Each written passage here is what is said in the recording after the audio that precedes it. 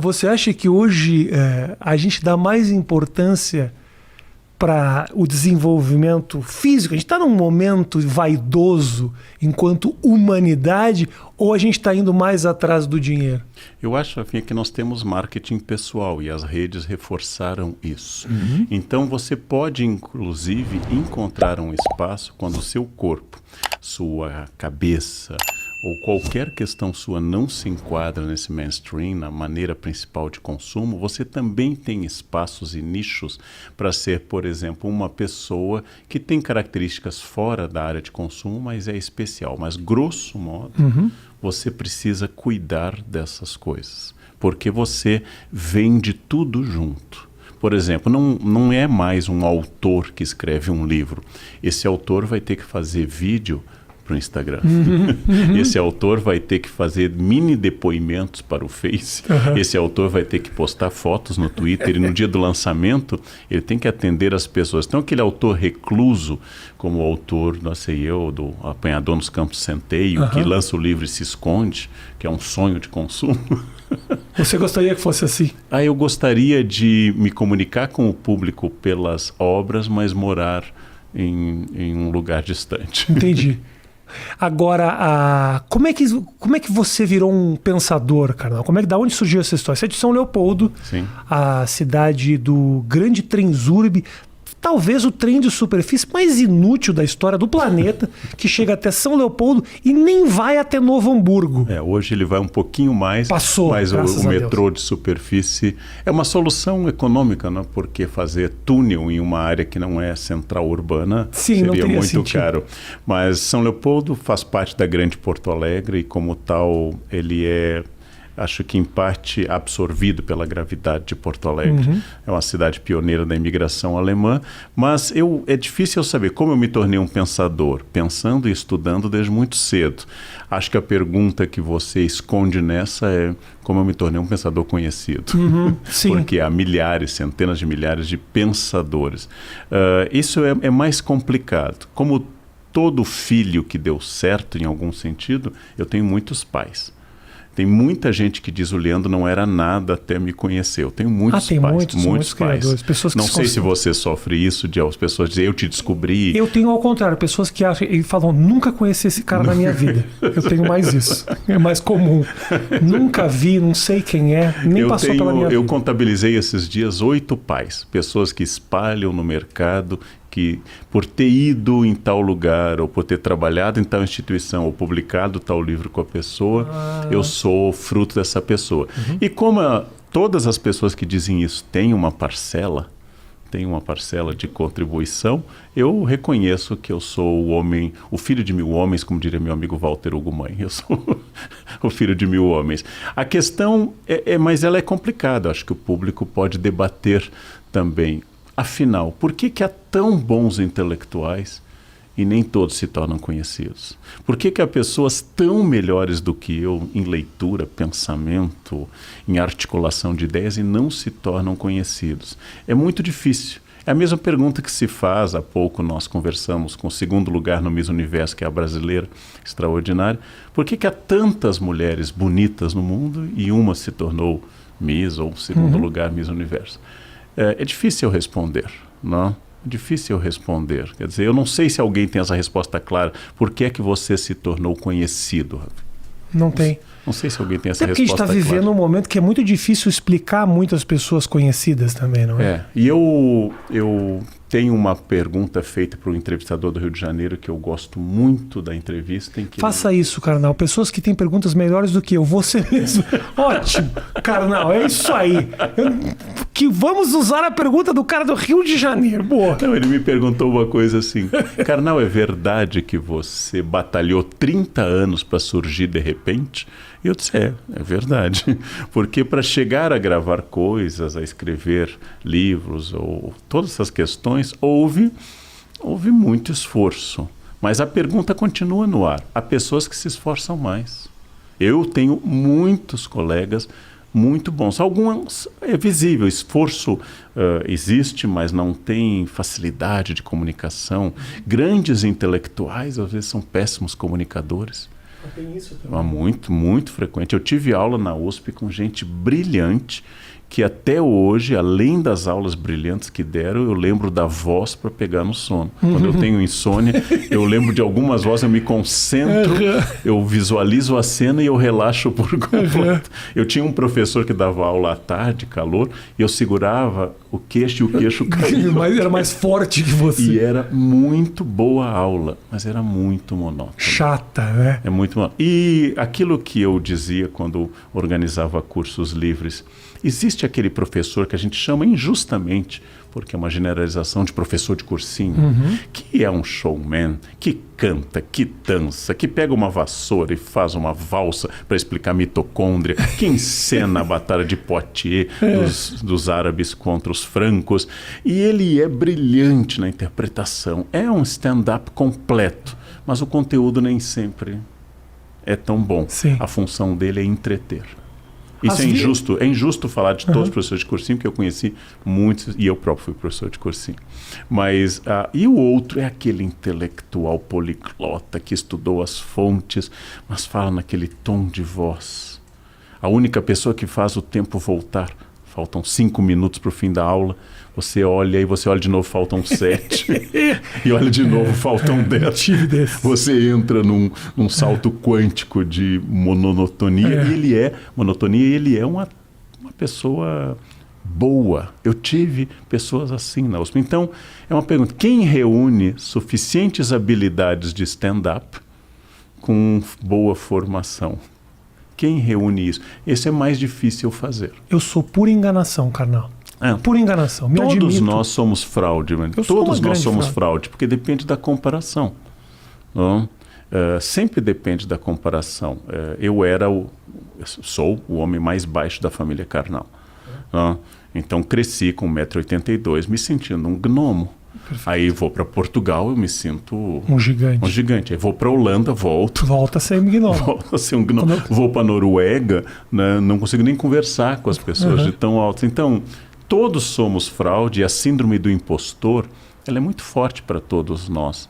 Mas como você lida com essa fraude? Todo chefe sabe que tem aquele ovo que ele não sabe fritar.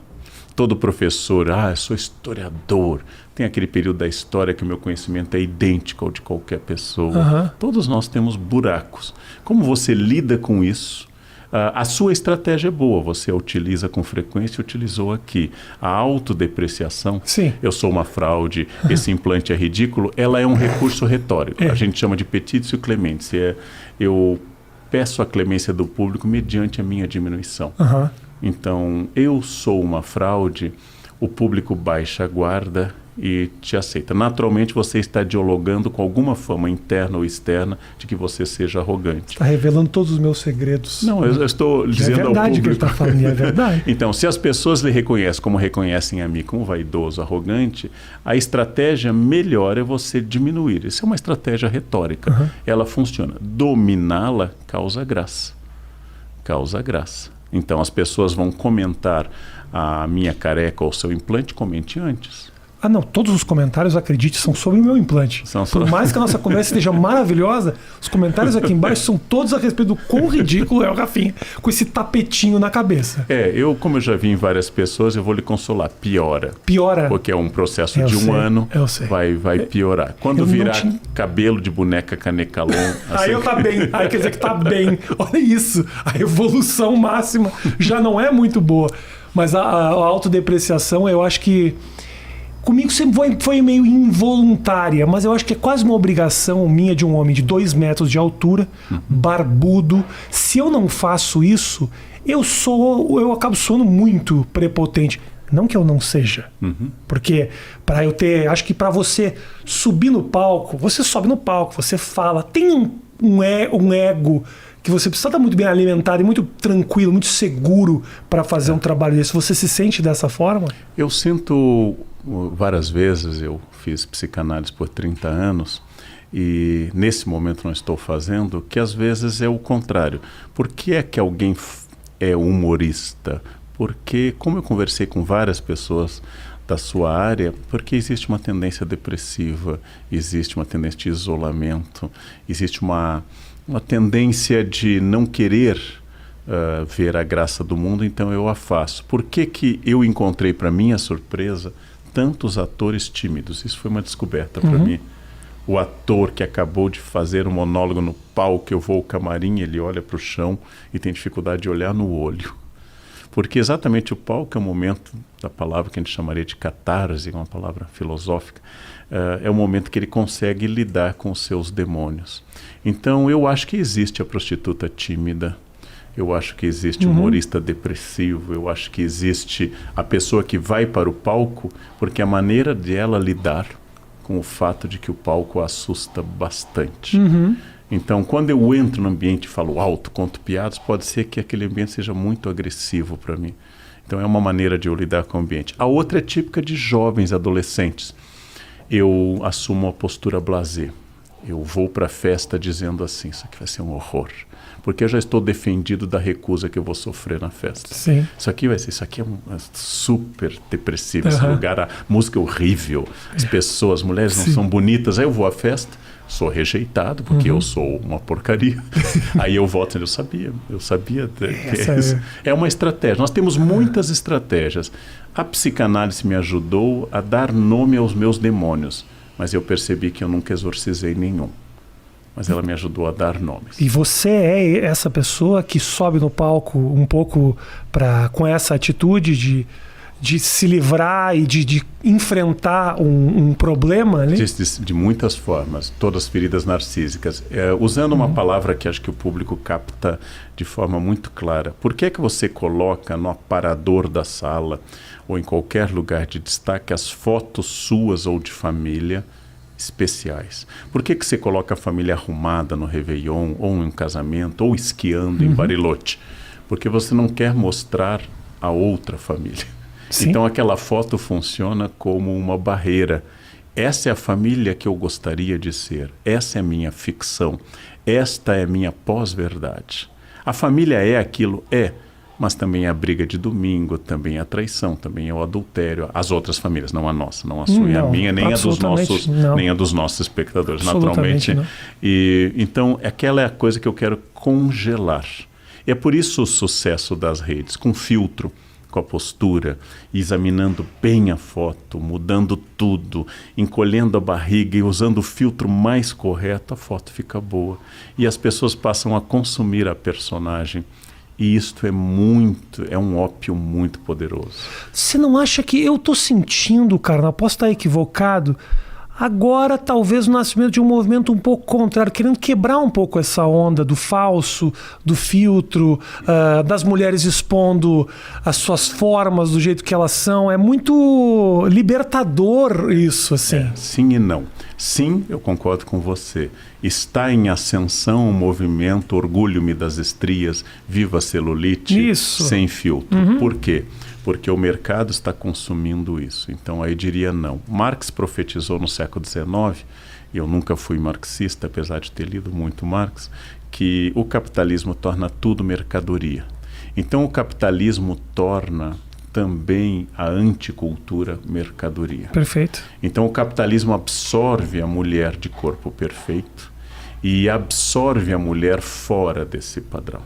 O capitalismo torna um sucesso também a desbocada como torna elegante.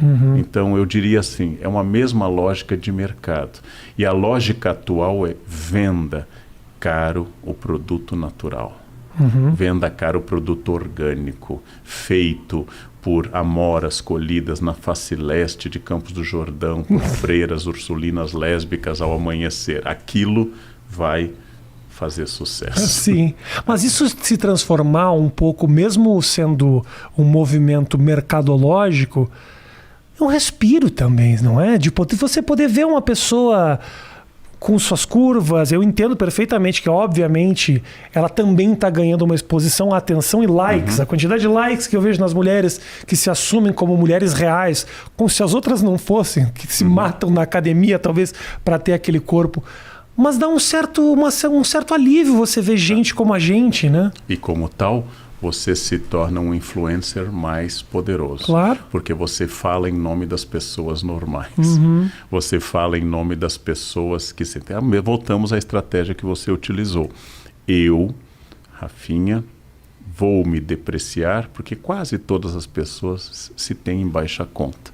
Quanto mais eu me aproximar delas, mais humano eu fico. Mais humano eu fico, né? Então, é uma estratégia e funciona. Eu não acho que ela seja errada. Apenas que eu tenho que entender que se o objeto for a rede social, o produto pode ser o produto natural ou artificial. Perfeito. Ele continua sendo produto, porque antes do adjetivo vem o substantivo produto. E esse produto pode vender a estria e a perna perfeita. Eu fui comprador de arte para um grande banqueiro de São Paulo durante muito tempo. E por um tempo ele quis decorar os banheiros da casa com fotos da revista Playboy. E eu recebia as fotos antes do tratamento. Eu recebia porque eu comprava as fotos antes do tratamento. O resultado era espantoso. E eu acho que tinha que fazer uma publicação dessas fotos para que as mulheres fossem justiçadas. Porque ela tem que concorrer com uma criação. Elas têm que concorrer com algo que não existe, né? Que não existe. Inclusive, assim, marcas de cirurgia de silicone, ou estria, ou coisas assim, não tão fáceis de serem encaradas, estavam ali. E aí a foto já trabalhada vinha à perfeição. Eu disse assim, em nome de um movimento das esposas tradicionais, tinha que haver uma exposição em São Paulo do antes e do depois. Eu conheci uma pessoa que trabalhava fazendo arte e edição de fotografias em fotos de revista de mulher nua. E o cara falou, não existe a mulher mais perfeita que você possa imaginar, ela passa pelo tratamento. Por mais linda que ela seja, mesmo a olho nu, inevitavelmente ela passa por retoques. Isso é muito duro. Eu tenho algumas amigas que têm, além do talento, um corpo e um rosto extraordinário, como minha grande amiga Maria Fernanda Cândido, e as pessoas perguntam muito assim, sabendo que somos muito próximos, e elas perguntam, mas ela deve ter chulé, né? Porque não pode ser. Pode ser. Não pode ser assim. Eu entrevistei ela, ela é linda, impressionante. Não pode ser. E eu conheço a Maria Fernanda em todas as situações, e assim, não posso depor sobre o chulé da Maria Fernanda, logo, pelo menos não é algo que não foi um problema. Não é um problema. Mas assim, existem pessoas mais bonitas do que as outras. E aí nós lidamos com outra dor, o ressentimento. Não importa o que você fale, não importa o que você faça. Se você faz sucesso, você é o prego mais alto e o martelo vai bater.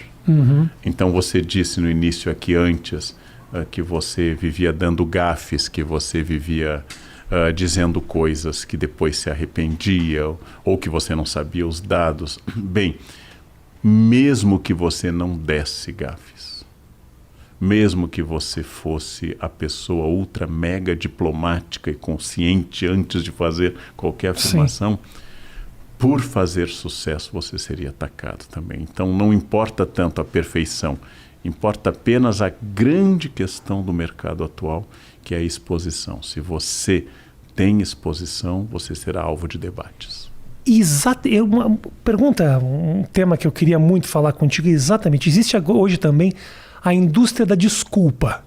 É tipo, existe um modus operandi dos celebridades quando fazem uma cagada, quando cometem um erro. Existe quase que uma cartilha a ser seguida de como se livrar dos problemas. E às vezes as questões são humanas e simples. Meu cachorro está indo no seu pé, carnal. Que coisa maravilhosa. E você acredita nessas desculpas dos artistas, Léo? Bom, em primeiro lugar, eu e você e todas as pessoas que nos acompanham somos falíveis, perfectíveis e não perfeitos. Então, obviamente, todos erramos. Eu já emiti opiniões que eu acho que nasceram da minha ignorância sobre o tema. Estudando mais o tema, eu já voltei atrás. Às vezes eu já fui corrigido em expressões que nem em 1000 anos de reflexão eu chegaria ao caminho. Dando uma palestra no Rio para uma rede de televisão, não vou dizer o nome, mas ficava os estúdios em Jacarepaguá, lá onde... Ok, perfeito. Isso. E eu estava falando e disse para as pessoas que fulano, que eu estava analisando, portador de síndrome de Down, e uma mãe levantou durante a palestra e disse, o meu filho tem Down, ele não é portador, não é uma roupa. Ele é Down. Eu jamais imaginaria que portador contivesse qualquer questão, mas na cabeça dela, e ela tem direito a isso, ela tem lugar de fala, ela diz, não use portador. Eu nunca mais usei.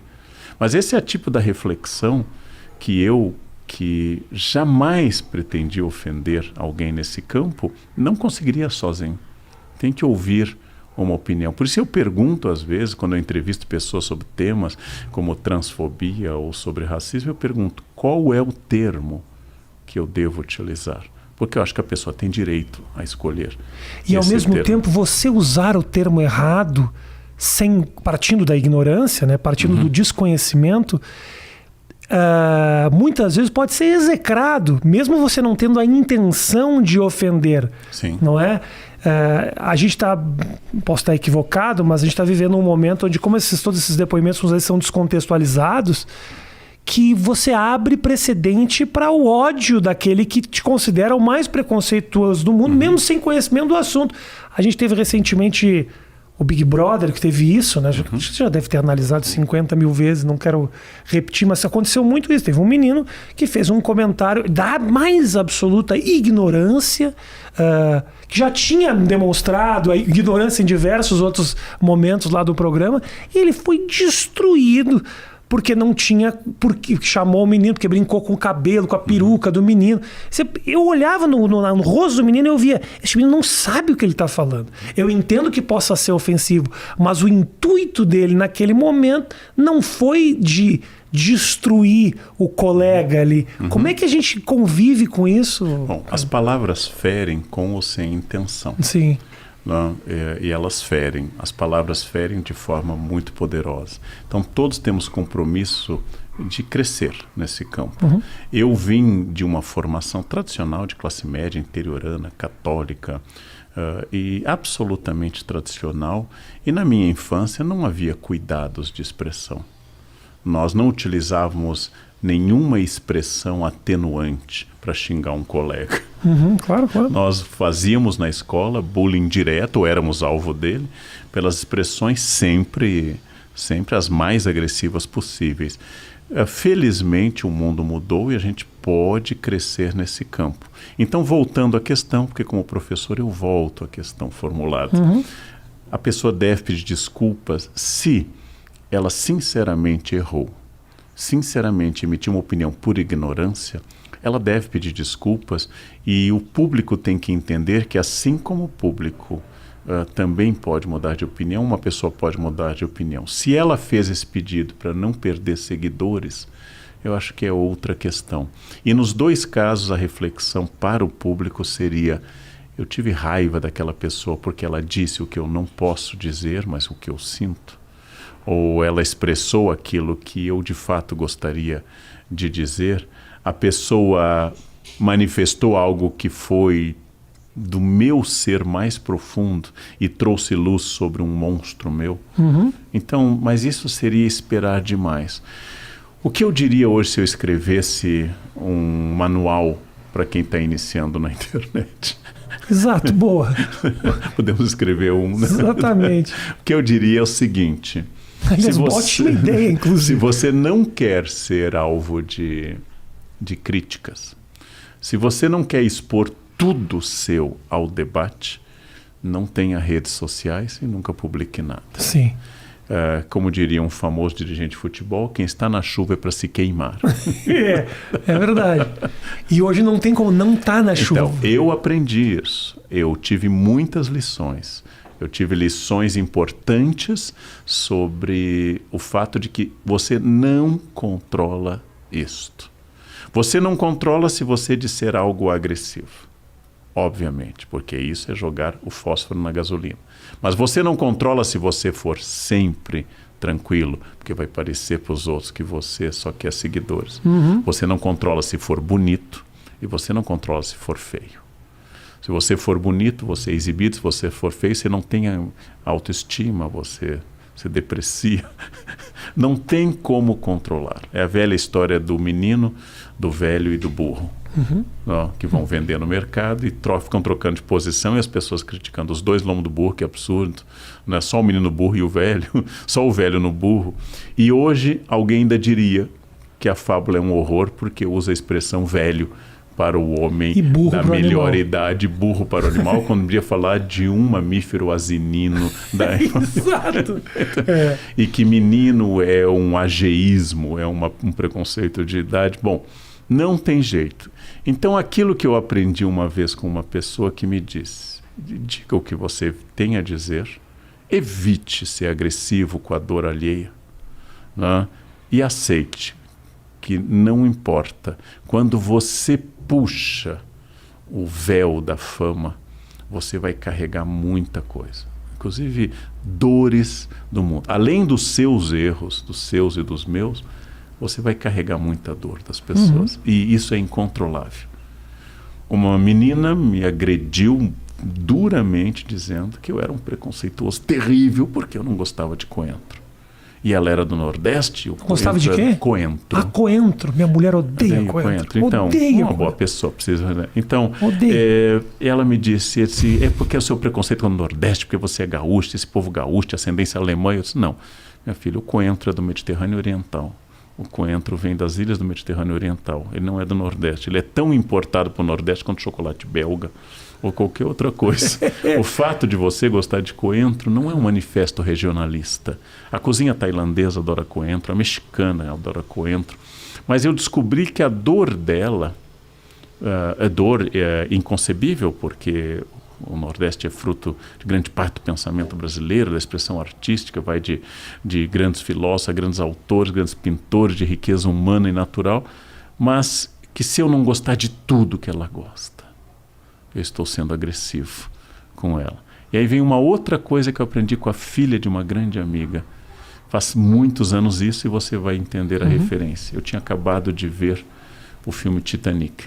Eu tive muita raiva do filme. Você teve raiva? Eu tive muita raiva porque eu não gostei do filme. E hoje até gosto mais, mas e muitas adolescentes estavam chorando e eu queria que o Leonardo DiCaprio morresse afogado logo, que aquilo terminasse, eu não aguentava mais.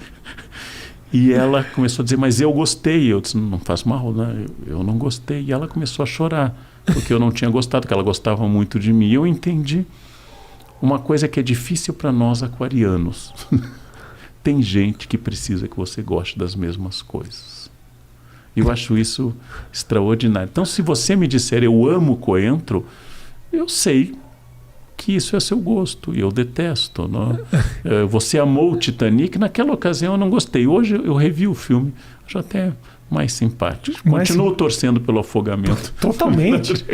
Aquela cena final é triste demais, mas que se afogue de uma vez. Depois eu vendo outros filmes dele, especialmente O Lobo de Wall Street, que eu gostei muito, eu gostei mais do Titanic. Tomou simpatia por ele, não pelo filme. Exatamente. Não morre. O Grande Gatsby que eu vi com ele, acho que especialmente... Acho que o Lobo de Wall Street, achei a cena dele drogado, nossa, uma das melhores cenas do cinema. Mas, sim, os outros precisam que você goste da mesma coisa. Que coisa Porque louca. Nós temos um Narciso que está ferido, né? E parece que a discordância ela é uma discordância agressiva. Eu vou momento terapia. Vamos lá, pode ser.